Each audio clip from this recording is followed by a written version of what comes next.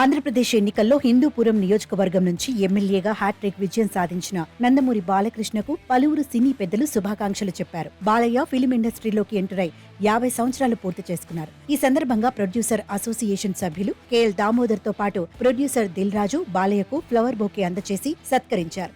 ఓవైపు పాలిటిక్స్ లో, మరోవైపు సినిమాల్లో వరుస విజయాలతో కెరియర్లో దూసుకెళ్తున్నారు నటసింహం బాలయ్య. 50 సంవత్సరాల తన సినీ జీవితంలో ఎన్నో బ్లాక్ బస్టర్ హిట్స్ సాధించారు నటసింహం బాలయ్య.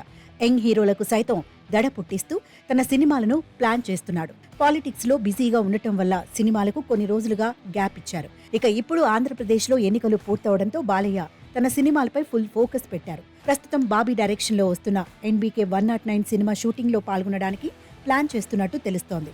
రియల్ లైఫ్ లోనైనా బాలయ్య పట్టిందల్లా బంగారం అవుతోంది. ఊరమాస్ డైరెక్టర్ బోయపాటి శ్రీను బాలయ్య కాంబినేషన్ లో వచ్చిన అఖండ బాక్సాఫీస్ లెక్కలు తారుమారు చేసి ఇండస్ట్రీ హిట్ గా నిలిచింది.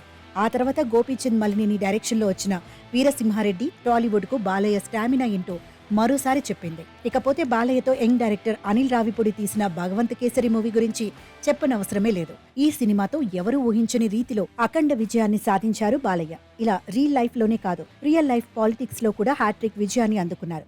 హిందూపురం నియోజకవర్గం నుంచి ఎమ్మెల్యేగా వరుసగా 3 సార్లు గెలిచి హ్యాట్రిక్ కొట్టారు. ఇలా డబుల్ హ్యాట్రిక్ తో తనకు రియల్ లైఫ్ లోనైనా ఓటమి లేదని మరోసారి ప్రూవ్ చేశారు బాలయ్య. తన 50 ఏళ్ల సినీ లైఫ్ లో ఎన్నో సినిమాల్లో నటిస్తూ సామాజికంగా బసవతారకం హాస్పిటల్ ద్వారా ఎంతో మందికి సాయం చేస్తున్నారు. ఈ విధంగా సినిమాల్లోనే కాదు, నిజ జీవితంలో కూడా హీరోనేనని నిరూపించుకున్నారు నటసింహం బాలయ్య.